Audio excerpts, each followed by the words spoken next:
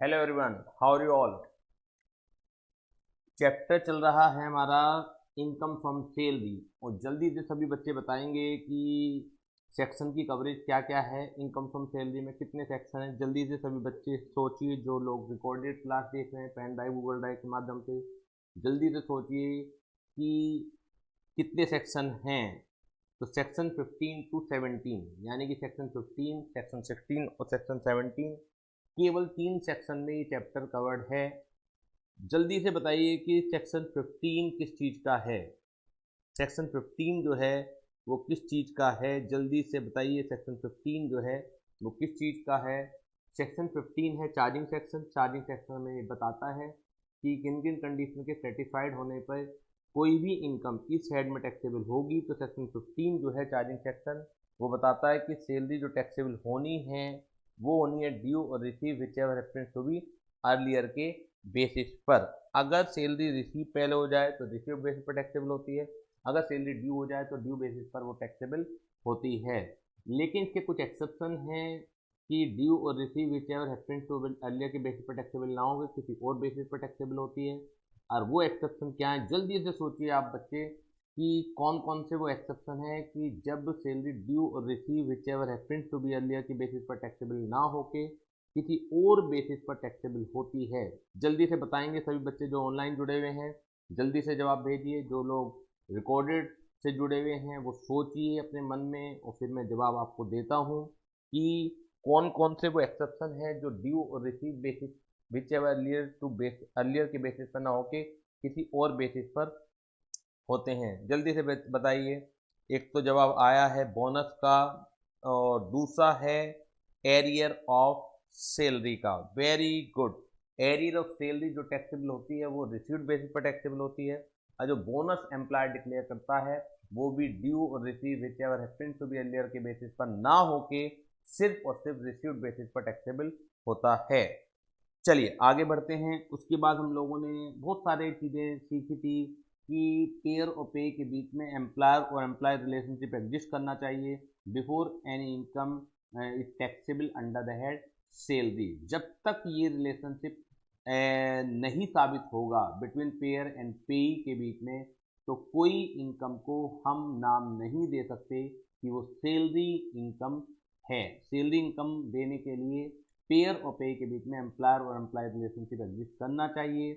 इसके बाद हम लोगों ने ग्रेडेड सिस्टम भी देखा था। इसके बाद हमने ये देखा था कि अगर सैलरी, नॉर्मली क्वेश्चन अगर साइलेंट है तो हम मान लेंगे कि salary will become due on the last day of each month.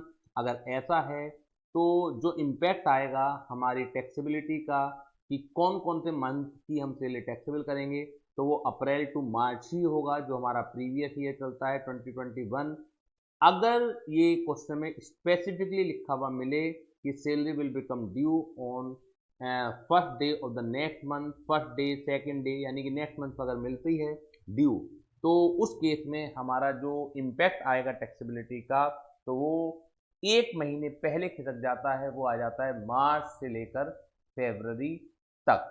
और हमेशा जब तक कोई क्वेश्चन ना कहे तो हमेशा ड्यू के बारे में या तो दिया हुआ होगा, नहीं दिया हुआ होगा तो मैंने आपको बता दिया last day of each month को मानेंगे। लेकिन सर रिसीव कब मानेंगे, तो वो हमेशा मानेंगे कि रिसीव ड्यू के बाद होती है। तो हमें अर्लियर इवेंट से मतलब है, तो ड्यू बेसिस के आधार पर ही हम लोग क्या कर देते हैं, टैक्सेबिलिटी के बारे में सोचते हैं कि कौन कौन से मंथ की जो सैलरी है वो हमारे प्रीवियस ईयर में टैक्सेबल होगी। रिसीव के बारे में तभी सोचेंगे अगर स्पेसिफिकली दिया हुआ होगा तो। इसके बाद सेक्शन 16 जो था वो है कि ग्रोस सैलरी में से हमें क्या क्या डिडक्शन मिलने वाली है, उन डिडक्शन को देने के बाद आ जाते है टैक्सेबल सैलरी। और सेक्शन 17 जो है 17(1), 17(2), 17(3), तो 17(1) जो है वो है मीनिंग ऑफ सैलरी की सैलरी में क्या क्या आता है।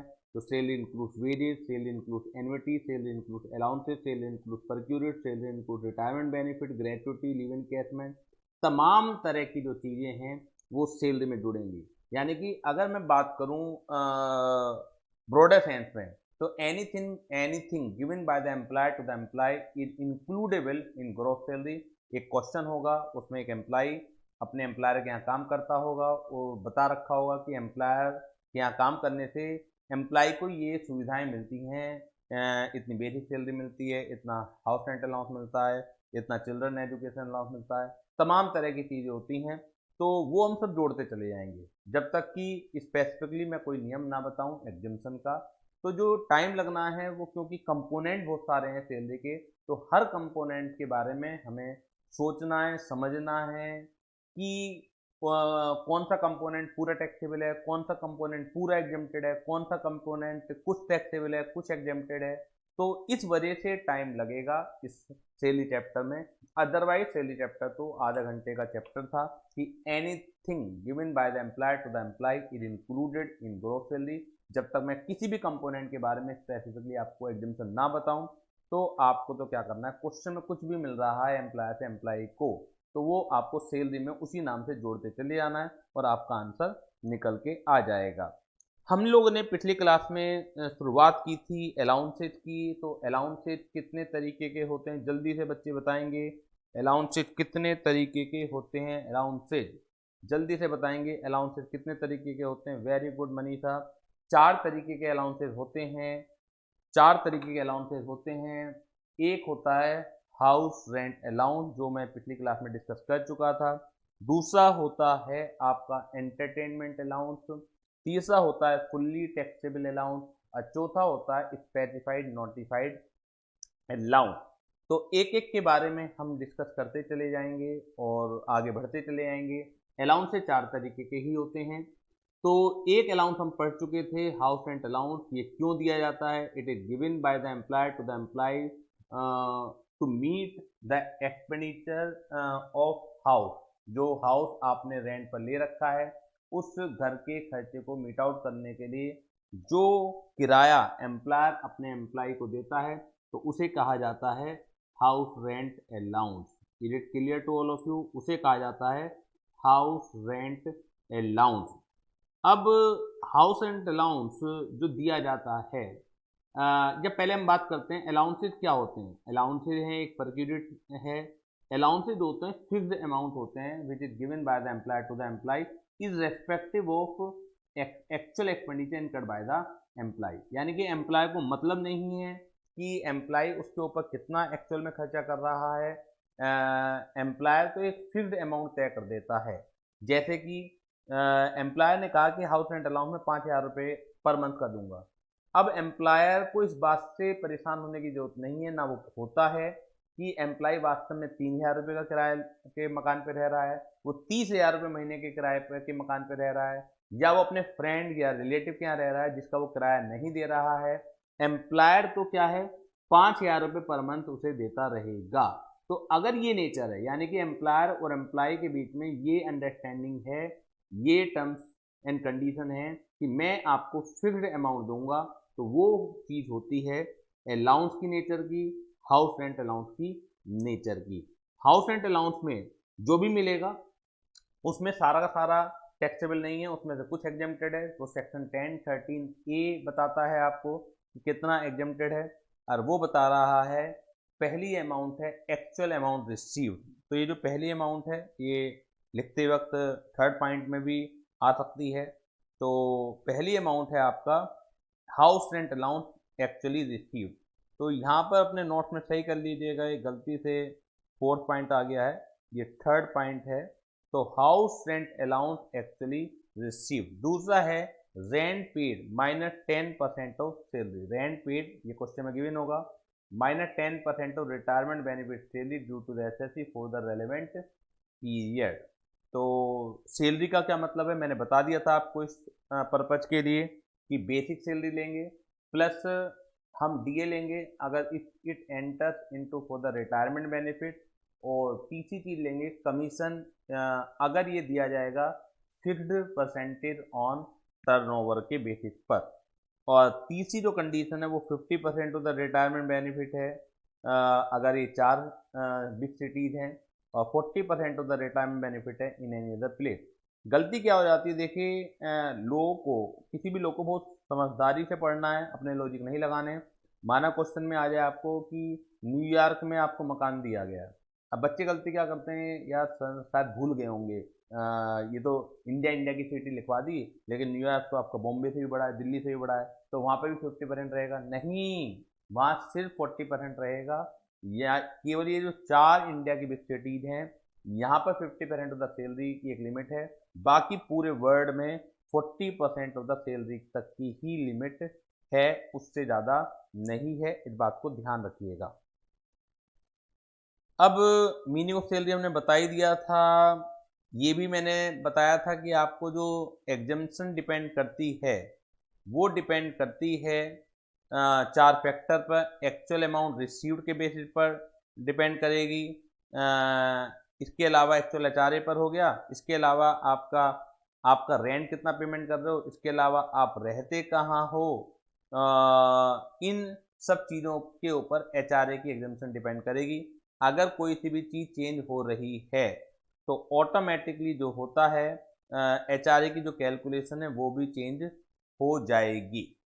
क्वेश्चन नंबर 1 शायद हम लोगों ने निपटा लिया था, मुझे ऐसा लगता है कि क्वेश्चन नंबर 1 हम लोगों ने क्या कर लिया था, निपटा लिया था। जल्दी से बताइए गिरी वाला जो क्वेश्चन है वो हो गया था या नहीं हुआ था।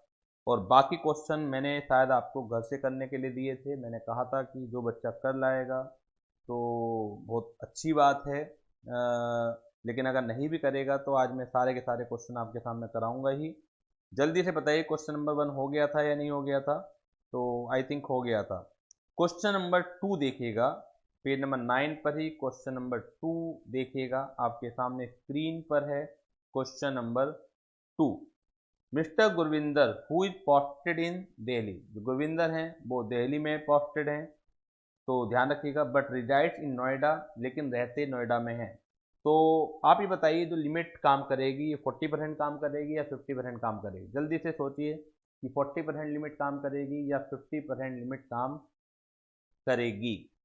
40%, क्योंकि जहाँ नौकरी कर रहे हो वो प्लेस इंपॉर्टेंट नहीं है, बल्कि जहाँ रह रहे हो वो प्लेस इंपॉर्टेंट है। Gate 90,000 per annum as basic पे, 90,000 रुपये बेसिक पे के उसे पर एनम मिलते हैं। ही पेज ही gate 13,500 per annum as HRA, उसे 13,500 एचआरए का भी मिलता है। दो ही page 18,000 per annum as rent, यद्यपि वो 18,000 रुपये का ही रेंट जो है चुकाता है per annum. During the previous year 2020-21 है आपका, ही रिसीव 7,500 एज एडवांस सैलरी, उसे प्रीवियस ईयर 2021 में 7,500 रुपये एडवांस सैलरी के भी मिले ऑफ अप्रैल 2021। तो यहाँ पर अप्रैल 2021 होगा, क्योंकि 31 मार्च 2021 तक आपका प्रीवियस ईयर खत्म हो जाता है, एडवांस सैलरी मिली है तो अप्रैल 2021 तक है। Can he claim the entire amount of HRA as exempt from tax for the assessment year 21-22। तो आपको ये बताना है कि क्या वो एचआरए की एग्जेम्पशन क्लेम कर सकता है असेसमेंट ईयर 21-22 में या नहीं कर सकता है। क्लियर है सभी बच्चों के क्वेश्चन। अब हम करेंगे कि पहले निकालना पड़ेगा, लास्ट में आंसर तभी आएगा कि क्या वो फुल एग्जेम्पशन क्लेम कर सकता है या नहीं कर सकता है। तो देखते हैं सॉल्यूशन। सभी बच्चे मेरे साथ कॉपी भी कर लेंगे साथ के साथ। तो least of the following, least of the following, least of the following shall be exempt, shall be exempt। हम एचआरए की कैलकुलेशन कर रहे हैं कि कितना एग्जेम्पशन होगा, कितना टैक्सेबल होगा। तो actual HRA receive, actual HRA received, that is कितना है एक्चुअल एचआरए जो मिला 13,500 रुपये, 13,500।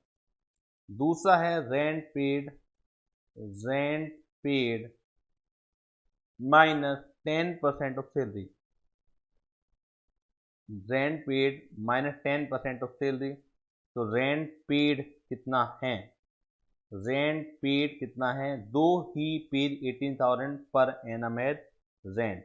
तो 18,000 पर एनम रेंट का हो गया, माइनस 10% ऑफ सैलरी।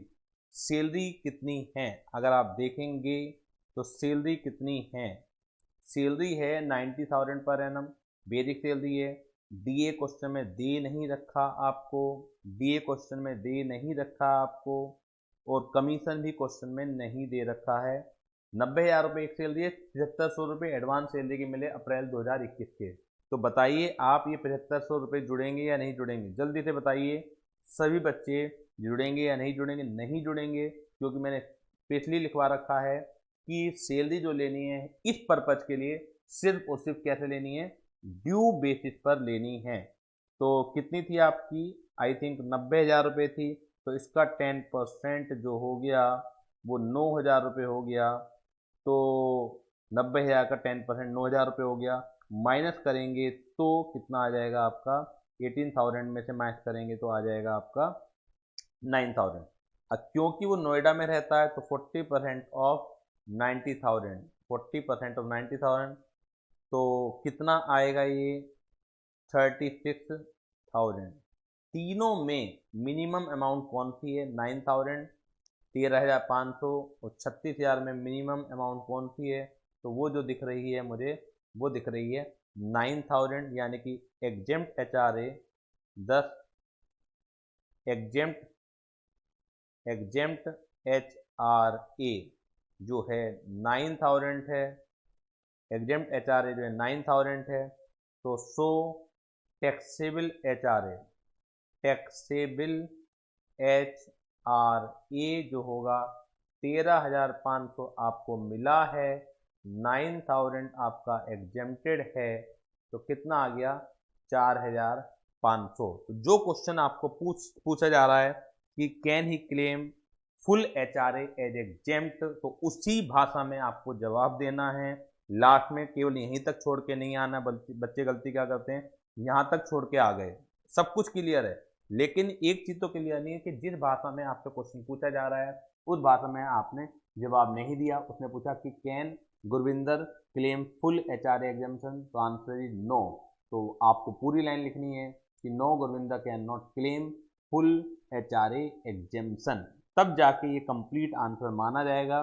छोटी छोटी सी चीजें हैं जो आपके नंबरों पर बड़ा असर डालती हैं। तो जिस भाषा में आपसे क्वेश्चन पूछा जाए उसी भाषा में आपको जवाब देना है। चलिए, सभी बच्चों ने कॉपी कर लिया कि नहीं किया, जल्दी से बताइए मुझे। सभी बच्चों ने कॉपी कर लिया कि नहीं किया? चलिए, हो गया। देखिए, अब मैं एक चीज और इसमें बताऊंगा, पूछी नहीं है इन्होंने, लेकिन धीरे धीरे करके आपका मेंटल डेवलपमेंट करना है मुझे सिली चैप्टर के लिए, कि कहीं कंफ्यूजन की कोई गुंजाइश ना रहे। तो अब हम ये तो हमने निकाला है इसका कि HRA की एग्जाम्पशन कितनी है कितनी नहीं है, लेकिन एक चीज चलती है साथ के साथ कि इस गुरविंदर के हाथ में कितनी सैलरी टैक्सेबल होगी, इस गुरविंदर के हाथ में कितनी सैलरी टैक्सेबल होगी। इसके लिए हेडिंग बनेगी computation of income, computation computation of income under the head salary, under the head salary for the assessment year 2021-22, for the assessment year 2021-22।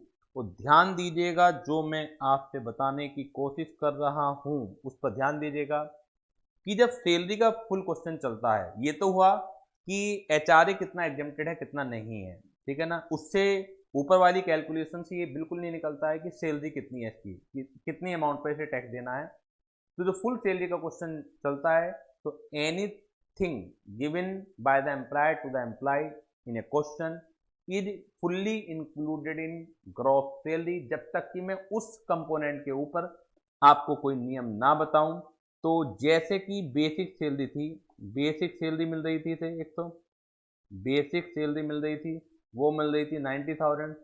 इसके अलावा क्वेश्चन में मिल रहा है HRA, इसके ऊपर वर्किंग नोट है हमारे पास, और हमने वहां से कैलकुलेट करके टैक्सेबल अमाउंट निकाली है 4,500 रुपये। बताइए कि बेसिक सैलरी मिल रही है क्वेश्चन में 90,000, इसके अलावा HRA मिल रहा है, लेकिन HRA के लिए हमारे पास कंपोनेंट के लिए हमारे पास अलग से कैलकुलेशन मौजूद है, हमने वो अलग से कैलकुलेशन करी और एग्जम्पशन अमाउंट निकाली हमने 9,000 रुपये, 13,500 में से 9,000 रुपये माइनस करने के बाद 4,500 रुपये क्या आ जाएगा उसका टैक्सेबल अमाउंट निकाला। इसके अलावा एक चीज और है, एडवांस सैलरी। एडवांस सैलरी, क्या क्वेश्चन में एडवांस सैलरी नहीं मिल रही है? तो एडवांस सैलरी भी मिल रही है। तो ये जो एडवांस सैलरी है वो भी टैक्सेबल होगी, ड्यू नहीं हुई है, लेकिन जो सैलरी टैक्सेबल होती है due or receive whichever happens to be earlier के बेसिस पर टैक्सेबल होती है। अप्रैल 2021 की सैलरी जो अगले प्रीवियस में आनी है वो आपको इस बार मार्च में ही मिल गई है। तो ऑल दो अप्रैल की सैलरी ड्यू नहीं हुई है लेकिन वो इस मार्च में मिल गई है, तो इस वजह से वो टैक्सेबल होगी। अब आप कहेंगे कि एचआरए की कैलकुलेशन में क्यों नहीं ली थी, तो वो स्पेशल पर्पज है, वहां आपको बता दिया गया है कि जब एचआरए की कैलकुलेशन के लिए हम सैलरी लेंगे तो सिर्फ ड्यू बेसिस पर लेंगे, वो एडवांस बेसिस पर, रिसीव्ड बेसिस पर सैलरी नहीं ली जाएगी। समझ में आ रही है बात आपके? तो ये टोटल मार के ये आ जाएगा आपका 1,02,000 रुपये, ये आ जाएगा हमारा ग्रोस सैलरी, ये आ जाएगा ग्रोस सैलरी।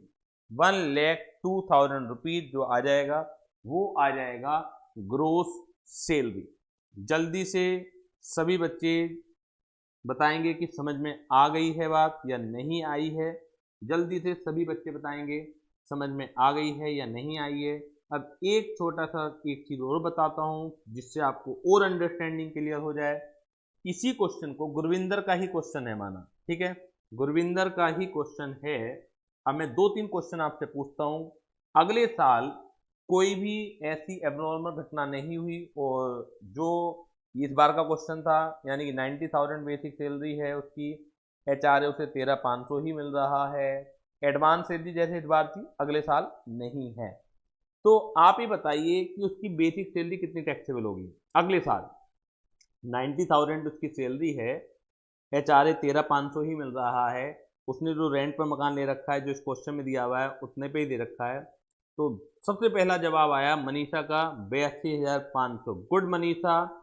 बच्चे यहाँ गलती कर जाते हैं, जैसे अगले बार 90,000 सैलरी है उसकी, तो इसका मतलब है अब 7,500 रुपये ये क्वेश्चन में दे रखा होगा कि पिछली बार ही मिल चुकी है, ठीक है ना, क्योंकि इसी क्वेश्चन से लिंक्ड है वो क्वेश्चन। तो 7,500 रुपये के ऊपर तो इस बार टैक्स लग चुका है, तो अगली बार जब मैंने बताया होगा आपको कि अगर ड्यू बेसिस पर टैक्स लग जाए तो बाद में रिसीव बेसिस पर नहीं लग सकता, अगर किसी वजह से रिसीव बेसिस पर टैक्स लग जाए तो अगली बार ड्यू बेसिस पर नहीं लग सकता। तो 90,000 ड्यू हो रही है, लेकिन क्योंकि 7,500 रुपये आपको 7,500 आपको मिल चुकी है मार्च 21 में ही, तो दैट्स वाई अगले साल जो टैक्सेबल होगी 90,000 माइनस 7,500 टैक्सेबल होगी 82,500। Got it? सभी बच्चों को ये चीज क्लियर है? सभी बच्चों को ये चीज क्लियर है? जल्दी से बताएंगे सभी बच्चों को ये चीज क्लियर है कि नहीं है? मीनाक्षी आप भी बताइए कि क्लियर है कि नहीं है। अगली बार अगर यही क्वेश्चन आता है तो बेसिक सैलरी 90,000 नहीं आएगी क्योंकि 7,500 ऑलरेडी पिछले साल मिल चुकी है जिसके ऊपर टैक्स लग चुका है। तो अगले साल जो सैलरी आएगी वो कितनी आएगी आपकी 82,500। मीनाक्षी कहाँ गायब हो गई हैं? मीनाक्षी जल्दी से बताइए कि समझ में आ गई है बात या नहीं आई है? Yes sir. अब एक क्वेश्चन और बताइएगा कि जब एचआरए की कैलकुलेशन कर रहे होंगे हम अगले साल एचआरए की कैलकुलेशन कर रहे होंगे तो पहला है एक्चुअल एचआरए रिसीव्ड, ये क्वेश्चन में गिवन है, चलिए। दूसरा है rent paid minus 10% of the salary, तो 10% ऑफ सैलरी में क्या लिया जाएगा? जल्दी से बताइए 10% ऑफ सैलरी में क्या लिया जाएगा? जल्दी से सभी बच्चे जवाब देंगे। 10% ऑफ सैलरी में क्या लिया जाएगा? 90,000। Very good, very very good. अगर ये जवाब आपने सबने देख के नहीं दिया एक दूसरे का, अपने मन से दिया है तो बहुत बढ़िया दिया है जवाब, क्योंकि यही कॉन्सेप्ट है कि जब एचआरए के लिए सैलरी ली जाती है तो वो ड्यू बेसिस पर ली जाती है, उसमें ये नहीं देखते due or receive whichever happens to be earlier. दो अलग अलग क्वेश्चन चलते हैं सैलरी में। एचआरए की कैलकुलेशन देखेंगे तो अलग तरीके से आपको सोचना पड़ेगा, समझना पड़ेगा, और जब हम फुल टैक्सेबल सैलरी की तरफ चलते हैं तो उसमें अलग तरह के नियम आपके काम में आते हैं, उसमें सोचने का तरीका, समझने का तरीका पूरी तरीके से बदल जाता है। तो जिन बच्चों को ये चीज़ क्लियर हो गई है तो अब उन्हें सैलरी में कहीं से कहीं तक कोई डरने की जरूरत नहीं है। बहुत ज़्यादा समय लग जाता है इसी चीज़ को क्लियर कराने में, कन्फ्यूजन क्रिएट होता है। तो अगर आप सभी बच्चों को कोई कन्फ्यूजन नहीं है तो वेल डन। अब आगे बढ़ते हैं। तो यहाँ तक क्लियर हो गया आपको? जल्दी से बताइए, यहाँ तक क्लियर हो गया? कॉपी आपने कर ही लिया है। अब अगले क्वेश्चन की तरफ बढ़ते हैं जो कि आपकी स्क्रीन पर आ रहा है। Next question, mister x is employed in ABC limited getting basic पे ₹20,000 पर मंथ। एक्स जो है एम्प्लॉयड है एबीसी लिमिटेड में, 20,000 रुपये पर मंथ उसे क्या मिल रही है? सैलरी मिल रही है। डीएनएस अलाउंस 7,000 पर मंथ मिल रहा है। Half of the DNS allowance form the part of the salary for the purpose of retirement. The employ has paid bonus 500 per month, commission 1% on the sales turnover of 20 lakh. Employer paid him house rent allowance 6,000 per month. Employee has paid rent 7,000 per month and was posted at Agra. Compute his tax liability for the assessment year 21-22. तो tax liability की तो बात अलग है, वो बात की बात है। हमें इसमें टैक्स लाइबिलिटी तब निकलेगी पहले हमारी निकल जाए इनकम फ्रॉम सैलरी। अगर इनकम फ्रॉम सैलरी निकल जाएगी तो टैक्स लाइबिलिटी थ्रू की क्लासेज में, इंट्रोडक्शन की क्लासेज मैंने आपको सिखाई हुई हैं, तो टैक्स लाइबिलिटी भी आराम से निकल जाएगी। तो इस क्वेश्चन को पहले खुद ही ट्राई कीजिए आप।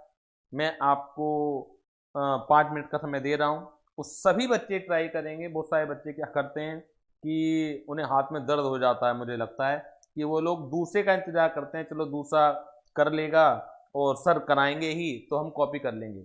देखिए ऐसे CA/CS पास नहीं होती है जब तक आप अपने हाथ से ही वर्क नहीं करेंगे। आप सोच लेंगे समझ में आ जाएगा, आपको कुछ नहीं आएगा। मैं कितने भी नोट तैयार करवा दूं, मैं आपको कितना भी यहाँ पे लिखवा दूं, आप कॉपी करते रहें, कुछ भी होने वाला नहीं है। ये समझ लीजिए, जब तक आप अपने हाथ से वर्क नहीं करेंगे। एक एग्जाम्पल समझाता हूँ मैं इस चीज़ को समझाने के लिए, हर बैच में समझाता हूँ। कुछ बच्चे मान जाते हैं, जो बच्चे मान जाते हैं वो आगे निकल जाते हैं, जो बच्चे नहीं मानते, नहीं सुनते ना हमारी ना माँ बाप की, तो वो बच्चे यहीं के यहीं रह जाते हैं। एक उदाहरण मैं आपके सामने दे रहा हूँ और सोचिएगा, ऑब्जर्व कीजिएगा कंसंट्रेशन से, कि एक गाड़ी में आप लोग जा रहे हैं, आप जा रहे हैं और एक आपका मित्र जा रहा है। एक अनजान रास्ते पे जा रहे हैं, किसी जगह को ढूंढते ढांढते जा रहे हैं। तो गाड़ी चला रहा है जो व्यक्ति और आप उसके बराबर में बैठे हुए हैं। माइंड एंगेज किसका रहता है जनरली? जो गाड़ी चला रहा है या जो साइड में बैठा हुआ है? तो जो गाड़ी चला रहा है तो उसका माइंड एंगेज रहता है कि किस रास्ते से जाना है, कौन सा गाड़ी किधर से निकल रही है। ऑल्दो बैठा हुआ साइड में जो व्यक्ति है उसे भी सारा पता है, लेकिन आप बताइए कि जिसके हाथ में गाड़ी है, रास्ते उसे याद हो जाते हैं या जो साइड में बैठा हुआ है उसे याद हो जाते हैं? सभी बच्चे सोचिएगा इस बात को कि जो गाड़ी चला रहा है चीजें उसे याद रहती हैं।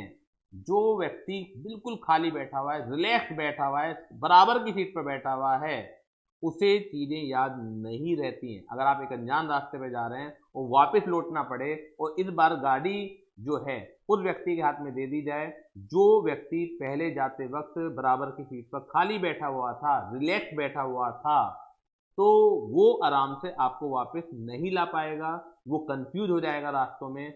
लेकिन जो व्यक्ति ड्राइविंग कर रहा था उसे एक एक चीज याद रहती है। तो इस छोटे से उदाहरण से, इस छोटे से एग्जाम्पल से मैं ये समझाने की कोशिश कर रहा हूँ सभी बच्चों को मेरे, कि अपने हाथ से जब तक आप क्वेश्चन को नहीं करेंगे, जब तक आप माइंड को अप्लाई नहीं करेंगे, गलत ही तो होगा। गलत में कोई दिक्कत नहीं है, गलत में कोई प्रॉब्लम नहीं है, यहाँ गलत हो जाए, पेपर में गलत नहीं होना चाहिए। तो जब आप गलत करेंगे उसके बाद में जब आपको सही समझाऊंगा तो आप अपनी गलती को पहचान सकते हैं। लेकिन अगर सारे क्वेश्चन मैं ही कराता रहूं तो आप अपनी गलती को नहीं पहचान सकते। इसी नोट के साथ मैं आपको 5 मिनट का समय दे रहा हूं। इस क्वेश्चन को कीजिए। टैक्स लायबिलिटी तो मैं निकलवा दूंगा, आपको टैक्सेबल सैलरी निकालनी है। टैक्सेबल सैलरी निकालने से पहले आपको HRA कितना एग्जेम्प्टेड है, कितना टैक्सेबल है, वो निकालना है। चलिए आपका टाइम स्टार्ट होता है अब, जल्दी से कीजिए।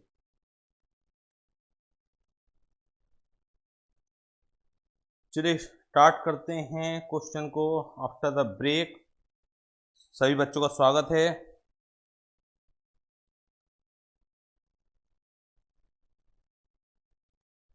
कौन सा क्वेश्चन था हमारा?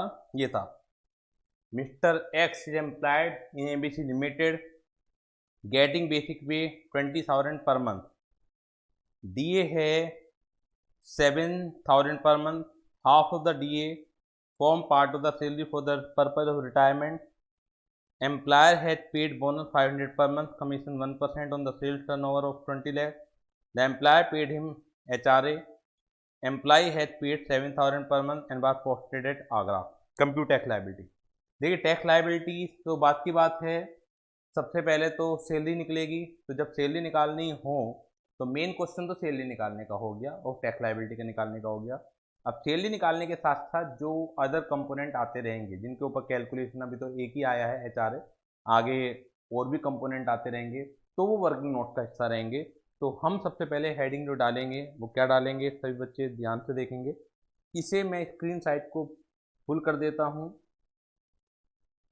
तो क्या बच्चे हेडिंग डालेंगे? Computation of income under the salary,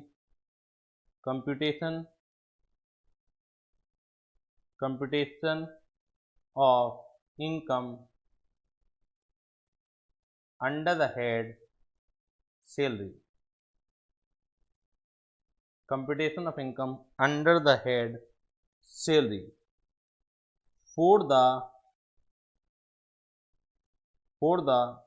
assessment year 2021-22, for the assessment year 2021-22।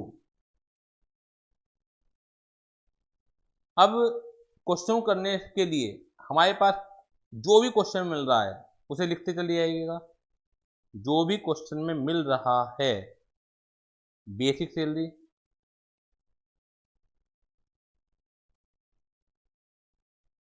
Salary, कितनी है हमारी? 20,000 पर मंथ।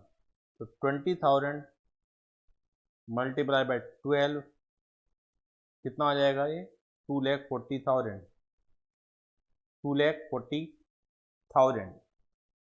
सभी बच्चे कॉपी भी करते रहें, 2,40,000 आ जाएगा। इसके अलावा क्वेश्चन में क्या मिल रहा है? डीए मिल रहा है 7,000 पर मंथ और आधा जो है रिटायरमेंट बेनिफिट का है। देखिए ध्यान से समझिएगा इस चीज़ को भी, जब तक मैं कुछ ना बताऊं जो भी कुछ मिल रहा है वो फुल्ली टैक्सेबल है अंडर द हेड सैलरी। तो डीए 7,000 मिल रहा है तो 7,000 के रेट से ही टैक्सेबल है। ये जो आधा रिटायरमेंट बेनिफिट का है इसका मैं बताऊंगा कि क्या पर्पज है, लेकिन anything given by the employer to the employ is fully taxable under that salary, ये आपको मालूम है। तो ये 7,000 पहला पैराग्राफ खत्म। इसके अलावा employ had paid bonus 500 per month, तो बोनस हो गया 500 रुपये पर मंथ का, बोनस हो गया 500 रुपये पर मंथ का, 6,000 का बोनस हो गया। इसके अलावा commission 1% on the sale turnover 20 lakh, commission मिल रहा है 1% ऑफ 20 लाख। 1% ऑफ 20 लाख कितना आता है? ये आता है 20,000। इसके अलावा मिल रहा है क्वेश्चन में HRA, ये वर्किंग नोट का हिस्सा रहेगा हमारा कि HRA कितना टैक्सेबल है और कितना एग्जेम्प्ट है। ये हमारा वर्किंग नोट का हिस्सा रहेगा, तो वर्किंग नोट को भी चलिए यहाँ कर लेते हैं। HRA वर्किंग नोट को भी कर लेते हैं। यहाँ पर पहला है एक्चुअल HRA रिसीव, अभी मैं पूरी लैंग्वेज नहीं लिखूंगा। पहला है एक्चुअल HRA रिसीव, HRA कितना रिसीव हो रहा है? 6,000 रुपये पर मंथ, 6,000 इंटू 12 यानी कि 72,000। दूसरा है rent paid minus 10% of salary. Rent paid कितना किया जा रहा है? 7,000 पर मंथ, यानी कि 7,000 into 12 minus 10% of salary. Salary में क्या क्या ऐड होगा? जल्दी से जवाब दीजिए मुझे, सैलरी में क्या क्या ऐड होगा? पूरे साल की सैलरी में क्या क्या ऐड होगा, जल्दी से जवाब दीजिए सोच के। सभी बच्चे जो पेन ड्राइव से क्लासेस, गूगल ड्राइव से क्लासेस ले रहे हैं, वो भी अपने मन में सोच के रखिएगा। मैं जल्दी से आपको जवाब देता हूँ, अपने मन में सोचिएगा कि सैलरी में क्या क्या ऐड होने वाला है। सैलरी में क्या क्या ऐड होने वाला है, सभी बच्चे जवाब दीजिए, सैलरी में क्या क्या ऐड होगा।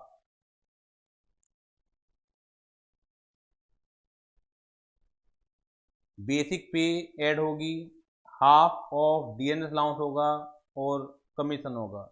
गुड मनीषा, तुम तो बहुत ज़्यादा आगे निकल रही हो।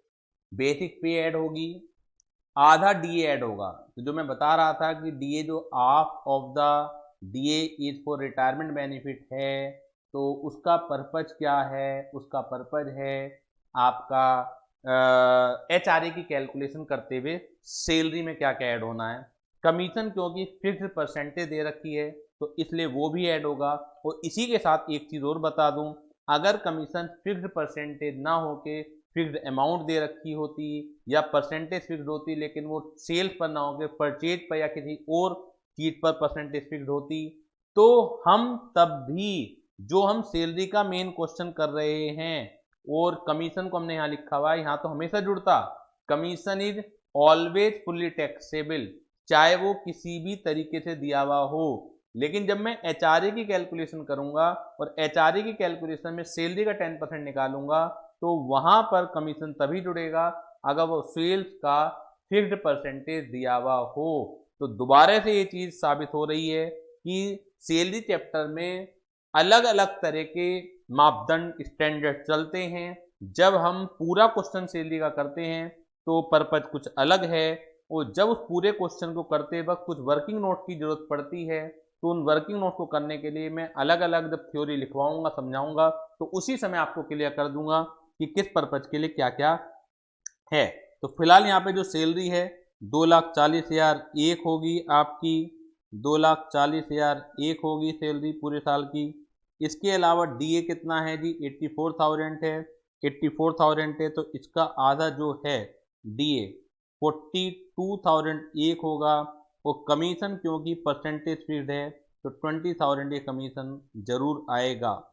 जल्दी से मुझे बताइए कि कितना आएगा ये निकल के। दैट इज 12/7 जा 84,000, एम आई राइट? 12/7 जा 84,000 माइनस 10%, तो 2,40,000 प्लस 20,000 2,60,000, 2,60,000 प्लस 42,000 यानी कि 3,02,000, एम आई राइट? इसका 10%, इसका 10% यानी कि 30,200 हो जाएगा। 84,000 माइनस 30,200 ये निकल के आ गया है।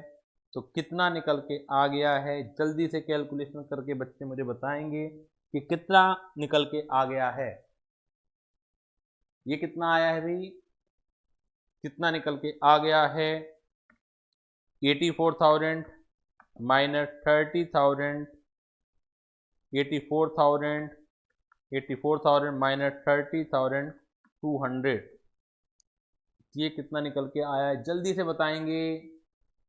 53,800। चलिए मैं भी कैलकुलेशन कर लेता हूँ। 84,000 माइनस 30,200, 53,800 ये निकल के आ गया है। 53,800 निकल के आ गया है। और तीसरा, क्योंकि आगरा में रहता है तो 40% ऑफ सैलरी। और सैलरी जो निकल के आई थी वो कितनी आई थी? 3,02,000, 3,02,000। तो 3,02,000 का 40% जो निकल के आएगा वो आएगा 1,20,800, 1,20,800।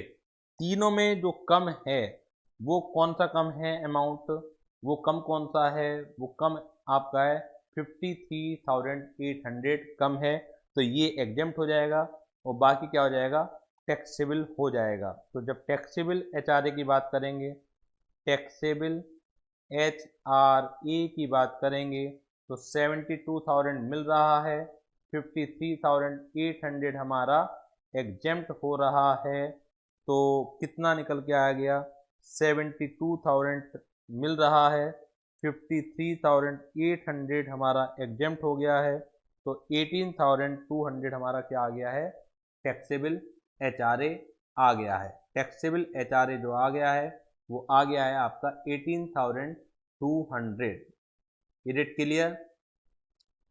तो 18,200 को हम मेन क्वेश्चन में यहाँ पर रख देंगे। 18,200 को हम यहाँ मेन क्वेश्चन में रख देंगे और ये जो बन जाएगा आपका, और क्वेश्चन में क्योंकि कुछ है नहीं मिलना हुआ, तो ग्रोस सैलरी भी यही बनेगा।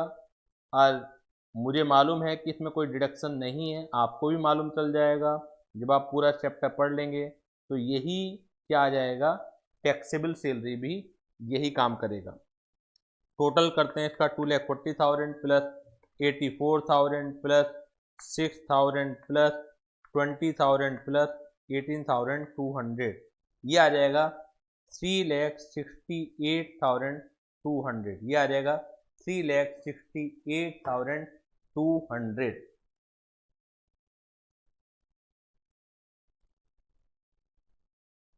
शेफाली कह रही हैं कि मेरी तो 10% सैलरी 30,800 आ रही है। बेटा सैलरी में आपने क्या क्या जोड़ा है ये बताइए, सैलरी में आपने क्या क्या जोड़ा है? सैलरी में 3,02,000 जो मेरी आ रही है, ये 2,40,000 बेसिक सैलरी के जुड़ेंगे। डीए जो आधा है, टोटल 84,000 रुपये 84,000 है, तो इसका 50% आपका रिटायरमेंट बेनिफिट का है, तो 42,000 ये जुड़ेगा और 20,000 कमीशन का जुड़ेगा। तो कोई कंफ्यूजन होने की ज़रूरत नहीं है, ये 3,02,000 ही आएगा। मुझे नहीं मालूम कि आपका 3,08,000 कैसा आएगा।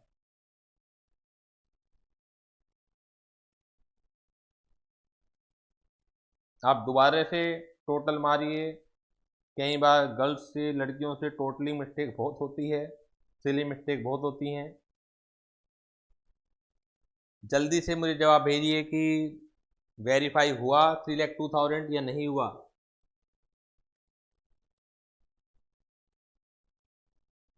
जल्दी से जवाब भेजिए मुझे कि वेरीफाई हुआ 3,02,000 या स्टिल अभी भी आप 3,08,000 के ऊपर ही हैं।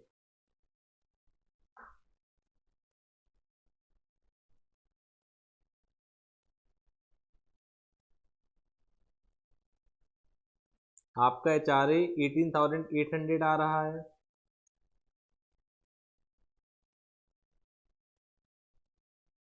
बिना डिडक्ट किए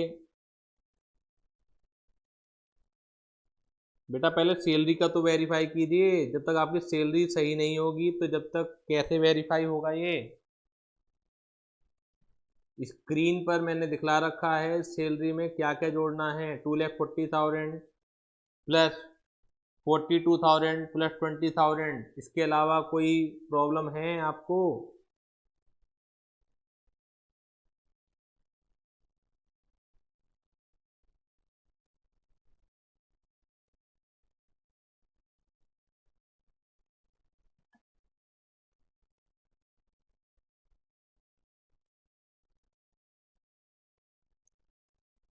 टैक्सेबल सैलरी 600 रुपीज़ ज़्यादा आ रही। अरे भाई ये अकाउंटेंसी की तरह मत कीजिए कि मुझे तो केवल पहले ये वेरीफाई कीजिए आप कि आपका ये जो सैलरी का मुद्दा है ये कंफर्म हुआ है या नहीं हुआ है। उसके बाद ही तो आगे कुछ चलेगा। सैलरी ज़्यादा कितनी आ रही है क्या नहीं आ रही है मुझे उससे मतलब नहीं है अभी। पहले तो आप मुझे ये देख के बताइए कि आपका जो, मैं कह रहा हूँ कि HRA के लिए जो सैलरी है वो 3,02,000 है, आप कुछ और कह रही हैं। जब तक ये कंफर्म नहीं होगा आगे कुछ भी मैच नहीं करेगा।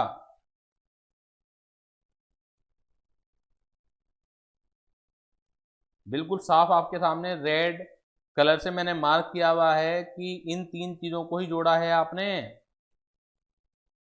गलती तो यहीं पकड़ में आ जाएगी, या इन तीन चीज़ों के अलावा कुछ जोड़ा है आपने?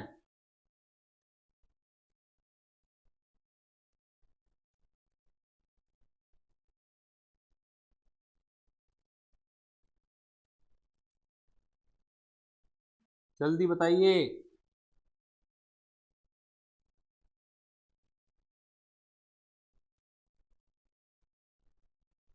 हो गया अब? चलिए तो 3,68,200 हमारी क्या आ जाएगी, ये सैलरी आ गई। ग्रॉस सैलरी भी इसी को कहेंगे और टैक्सेबल सैलरी भी हम इसी को कहेंगे, क्योंकि इस क्वेश्चन में डिडक्शन नहीं है। जो डिडक्शन सैलरी चैप्टर में मिलती हैं वो इसमें से एक भी नहीं है। सर हमें कैसे पता लगेगा? जब आप पूरा चैप्टर पढ़ लेंगे तो आपको भी पता लग जाएगा कि कौन कौन सी डिडक्शन चैप्टर के अंदर काम करती हैं, लेकिन फिलहाल नहीं है। अब इन्होंने निकलवाया था टैक्स लायबिलिटी, ठीक है ना। तो टैक्स लायबिलिटी में क्या होगा, जब तक कुछ नहीं कहा हम यही लेंगे, अदर एसएससी का केसेज है, यानी कि 60 साल से ऊपर की उम्र नहीं है, 80 साल से ऊपर की उम्र नहीं है। और जो एक नया सेक्शन आया है इस बार कंसेशनल टैक्स रेट का, जब तक वो इस्तेमाल करने के लिए ना कहा जाए वो भी हम इस्तेमाल नहीं करेंगे। तो 2.5 लाख रुपए तक की सैलरी एग्जेम्प्टेड हो जाएगी। 2.5 लाख रुपए से ऊपर की सैलरी पर 5% टैक्स लगेगा। अब क्योंकि जब तक कुछ नहीं कहा इंडिविजुअल है, रेजिडेंट का केस है, जब तक कुछ नहीं कहा तो रिबेट में मिलेगी। तो जो बेसिकली निकल के आएगी इसकी टैक्स, वही आपको रिबेट में मिल जाएगा, क्योंकि 5 लाख रुपए तक की इनकम के ऊपर जितना टैक्स आता है वो, या 12,500 विच एवर इज लेस की आपको डिडक्शन मिल जाती है, अगर टोटल इनकम 5 लाख रुपए तक की से ज़्यादा ना हो। तो यहाँ पर जो इसकी इनकम है वही ग्रोस सैलरी है, वही टैक्सेबल सैलरी है। अब क्वेश्चन में कुछ नहीं दे रखा तो वही टोटल इनकम है। अदरवाइज क्या होता है टोटल इनकम में, और भी सोर्सेज हैं सैलरी के अलावा, हाउस प्रॉपर्टी की इनकम भी हो सकती है, बिजनेस एंड प्रोफेशन की भी इनकम हो सकती है, कैपिटल गेन की इनकम भी हो सकती है, अदर सोर्सेज की इनकम भी हो सकती है। तो हम सारे के सारे चैप्टरों की इनकम को जोड़ लेते हैं, लेकिन जब तक कुछ नहीं कहा तो यही माना जाएगा कि यही सैलरी इनकम है, यही टोटल इनकम है। जल्दी से बताइए सभी बच्चों को क्लियर हुआ कि नहीं हुआ? जल्दी से बताइए। बहुत टाइम लगा रहा हूं मैं इसके ऊपर, जिससे आपके फंडामेंटल बहुत मजबूत हो जाएं। अगर फंडामेंटल एक बार मजबूत हो गए तो आगे आप बहुत तेजी से भगेंगे। मीनाक्षी आप भी जवाब भेजिए कि ये चीज़ क्लियर हुई या नहीं हुई।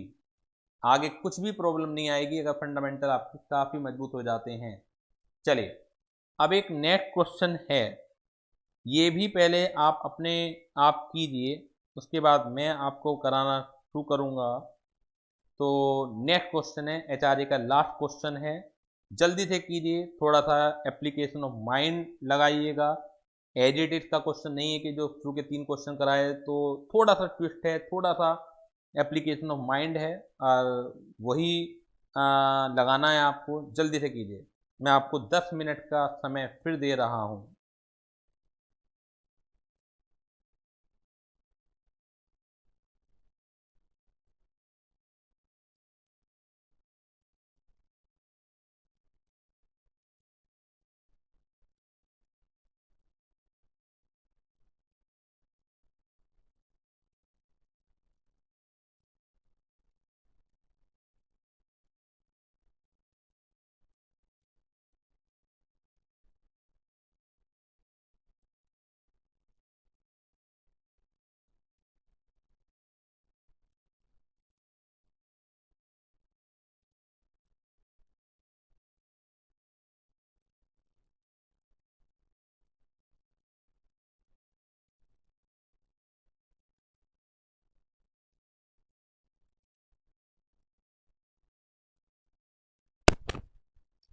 सभी बच्चे बताएंगे कि आपका क्वेश्चन हो गया है कि नहीं हुआ है।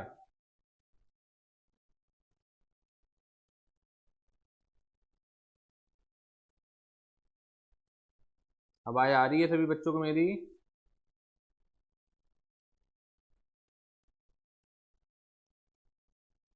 Are you hearing me? Question हो गया है फिर?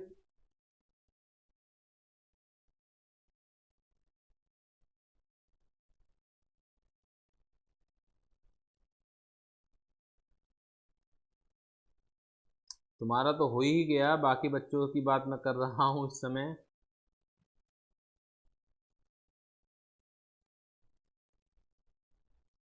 इसी का, मीनाक्षी, शेफाली, कहाँ हैं सब बच्चे?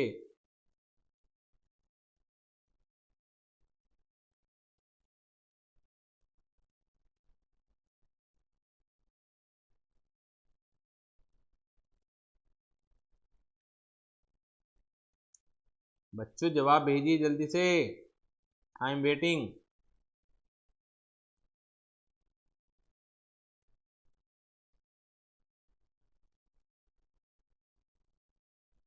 चलिए मैं कराना स्टार्ट करता हूँ। क्वेश्चन है, X is employed in ABC Limited getting basic salary 20,000 per month, but it was increased to 30,000 per month with effect from 1 September 2020। ठीक है, 1 सितंबर 2020 आपका जो प्रीवियस ईयर है।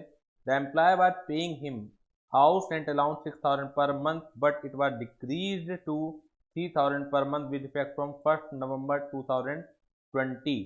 तो देखिए, सैलरी एक बार चेंज हो रही है 1 सितंबर 2020 को, यहाँ तक की कैलकुलेशन अलग होगी। उसके बाद एम्प्लॉयर ने उसे HRA 6,000 पर मंथ दिया, लेकिन ये डिक्रीज कर दिया गया 3,000 पर मंथ 1 नवंबर को। तो सितंबर अक्टूबर की कैलकुलेशन अलग होगी, फिर नवंबर तक की कैलकुलेशन अलग होगी। जो भी HRA को प्रभावित करने वाले कंपोनेंट हैं, जो भी चेंज हो रहा है, तो वहाँ तक की कैलकुलेशन हमें अलग करनी पड़ेगी। Employee was paying rent 4,000 per month, but it was increase to 7,000 per month with effect from 1 दिसंबर 2020। एम्प्लॉई 4,000 रुपये पर मंथ का रेंट दे रहा था, लेकिन उसके बाद 7,000 रुपये का हो गया 1 दिसंबर को। तो नवंबर की कैलकुलेशन अलग होगी और दिसंबर से कैलकुलेशन अलग होगी। फिर employee was posted at Amritsar but was transfer to Calcutta with effect from 1 फरवरी 2020। उससे पहले वो अमृतसर था, उसके बाद वो कैलकाटा चला गया। तो दिसंबर और जनवरी की कैलकुलेशन अलग होगी और फरवरी से कैलकुलेशन अलग होगी। एम्प्लॉई है रिजाइन विद इफेक्ट फ्रॉम 1 मार्च 2020। 1 मार्च को रिजाइन कर दिया, तो फरवरी तक की कैलकुलेशन अलग होगी, मार्च की कैलकुलेशन होगी नहीं।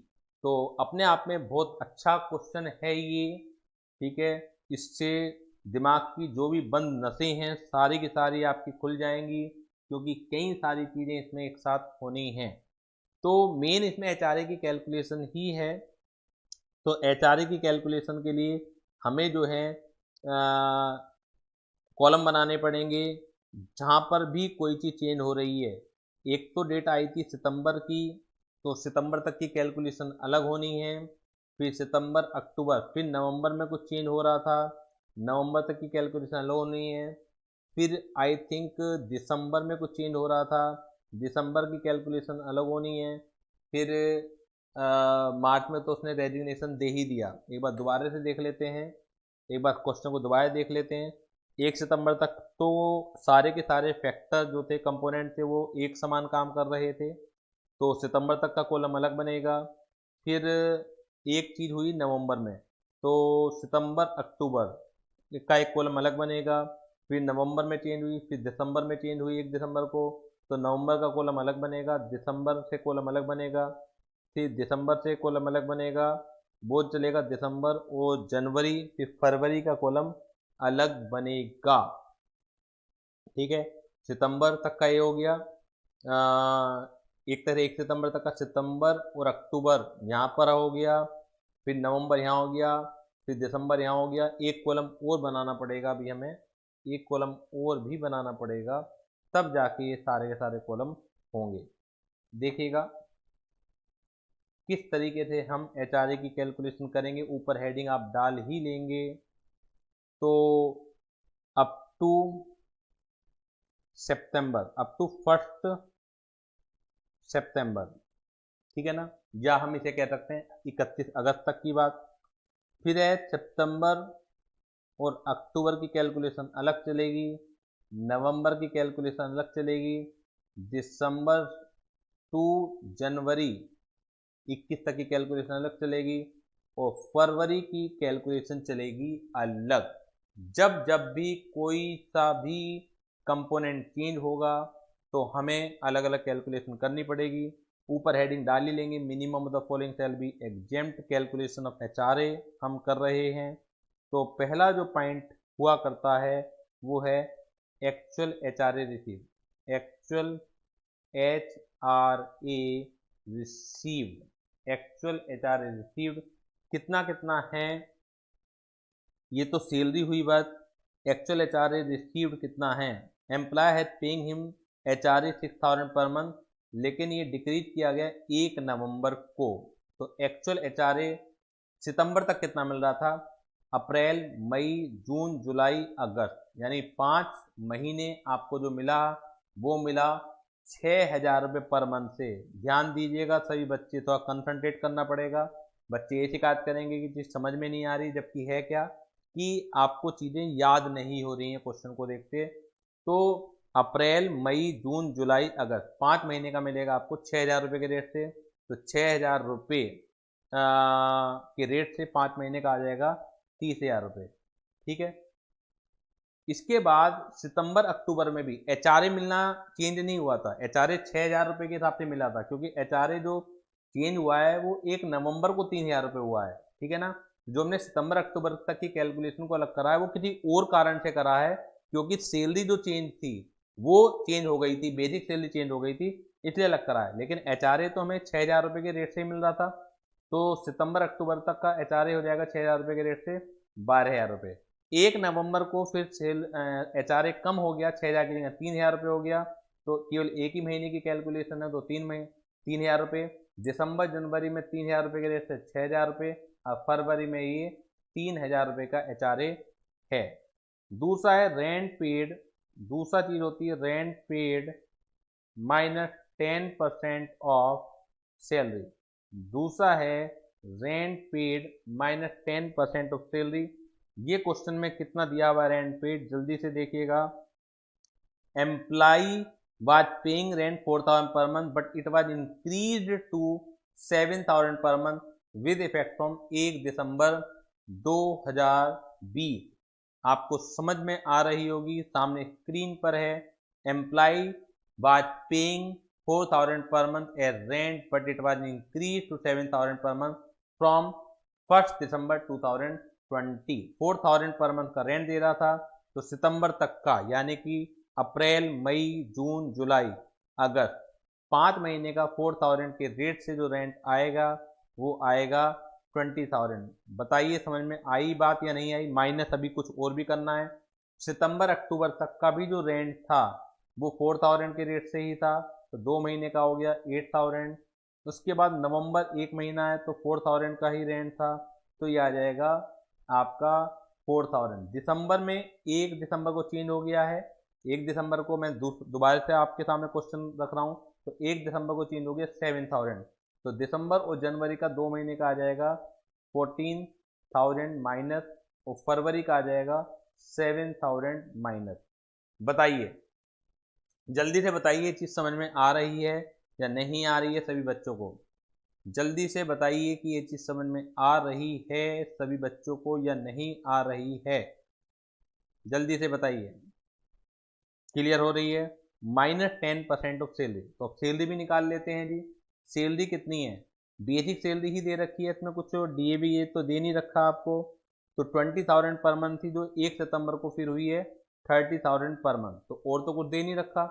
तो 20,000 पर मंथ के हिसाब से 5 महीने की जो सैलरी हुई, जो 5 महीने की सैलरी हुई 20,000 के हिसाब से, वो बैठती है आपकी 1 लाख, और 1 लाख का 10% बैठता है, चलिए वो बैठेगा 10,000। समझ में आ रही है बात आपको।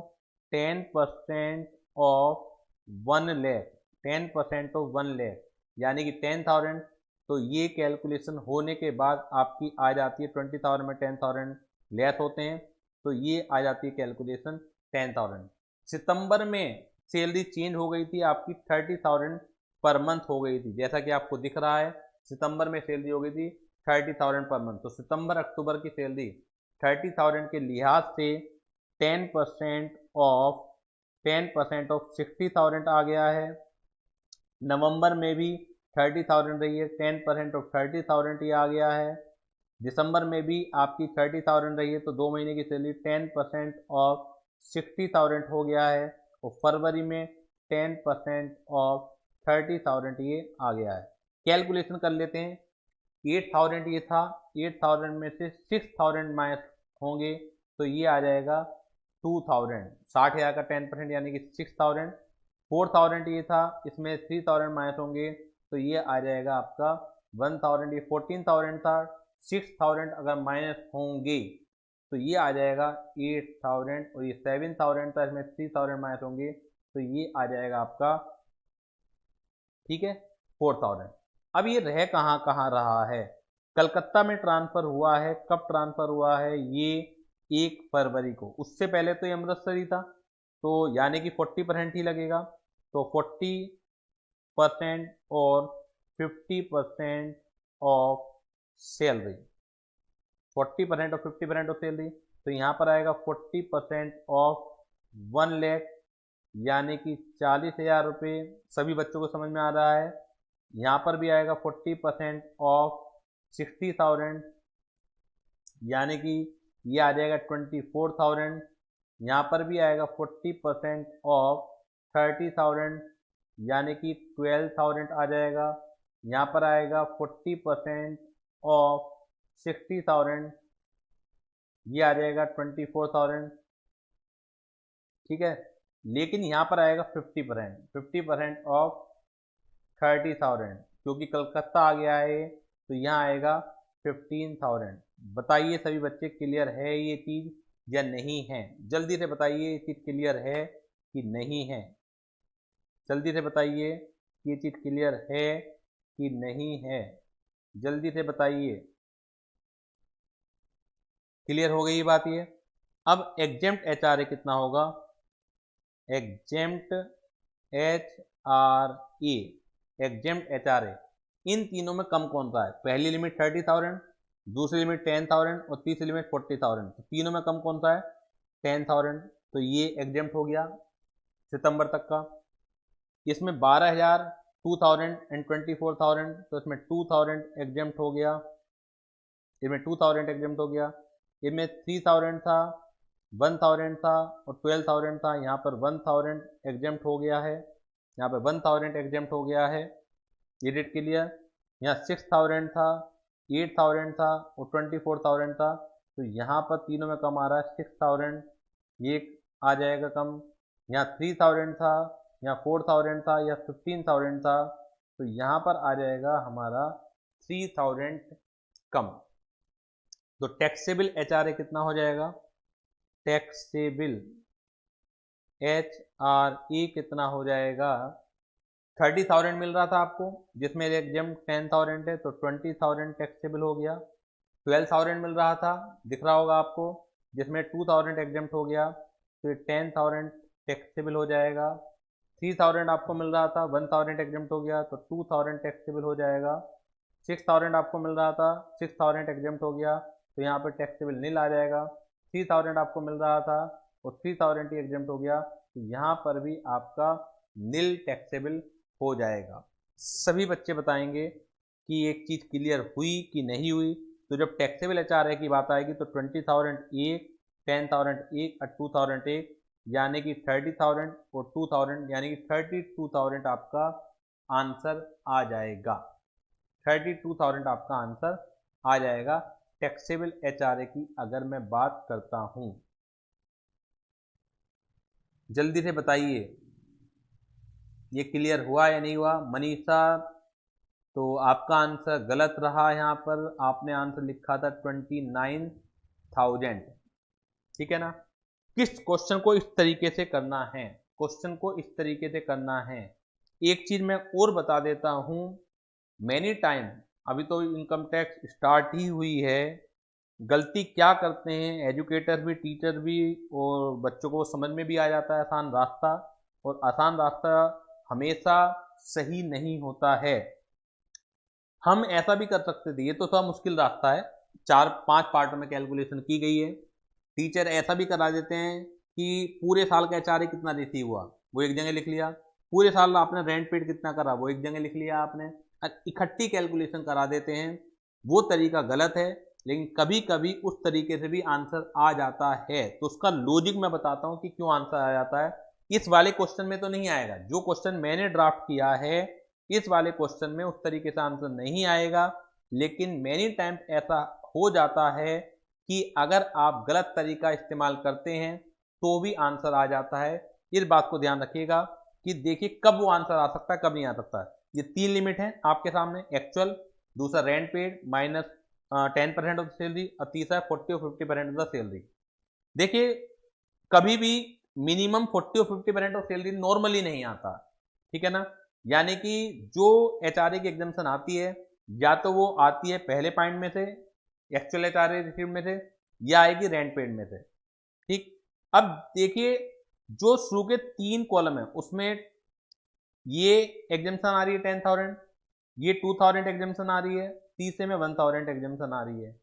अगर बाई चांस ऐसा होता कि कुछ फिगर्स इस तरह की फंसती कि चौथे और पांचवे में भी मिनिमम यही आ जाता, यानी कि जो सेकंड वाली रो है यही मिनिमम सब में आ जाती, तो उस तरह के क्वेश्चन का आंसर अगर पूरे क्वेश्चन को एक ही पार्ट में किया जाता तो भी आ जाएगा आपका आंसर। यानी कि हम 5 कॉलम में ना करके पूरे साल का एचआरए एक तरफ रख लें, पूरे साल का रेंट पेड एक तरफ रख लें, तो अगर एक ही कॉलम में हम क्वेश्चन करेंगे तो भी क्वेश्चन का आंसर आ जाएगा, लेकिन वो तब आएगा अगर बाई चांस इस तरह की फिगर फंस रही होंगी कि या तो मिनिमम सेकंड रो है, या तो मिनिमम सेकंड रो है, या मिनिमम आपकी फर्स्ट रो है, सबकी सब जगह का यूनिफॉर्म इस तरह का चल रहा होगा तो आंसर मैच कर जाएगा। लेकिन ऐसे क्वेश्चनों में आंसर मैच नहीं करेगा कि कभी सेकंड रो मिनिमम आ रही है, कभी फर्स्ट रो मिनिमम आ रही है, फिर कभी सेकंड रो मिनिमम आ रही है, कभी फर्स्ट रो मिनिमम आ रही है, तो ऐसे क्वेश्चन में आंसर मैच नहीं करेगा। और ये भी समझ लें लोअर टेक्स्ट में आपके आंसर मैच करने के नंबर नहीं है। अगर आंसर मैच कर भी जाता है बाई चांस, लेकिन आपका अगर मेथोडोलॉजी गलत है तो आपको नंबर नहीं मिलेंगे। मेन मेथड के नंबर हैं कि आपने जो कॉन्सेप्ट है किसी भी चीज की कैलकुलेशन का वो उसी तरीके से इस्तेमाल किया है या नहीं किया है। जब तक आप उसी तरीके से कॉन्सेप्ट को इस्तेमाल नहीं करेंगे, जब तक आपके खाली आंसर के नंबर नहीं है। और बच्चे गलती क्या करते हैं, पेपर से जब बाहर आते हैं तो केवल आंसर मैच करते हैं, और आंसर मैच कर भी जाएं बच्चों के तो भी नंबर मैच नहीं करते हैं। उसका रीजन मैंने आपके सामने विद प्रूफ रखा है। और ऐसी एक चीज नहीं, बहुत सारी चीजें हैं ऐसी, तो हमें मेथोडोलॉजी पर बहुत ज्यादा वर्क करना है कि मेथड हमारा गलत नहीं होना चाहिए। जल्दी से बताइए सभी बच्चों के क्लियर है या नहीं है?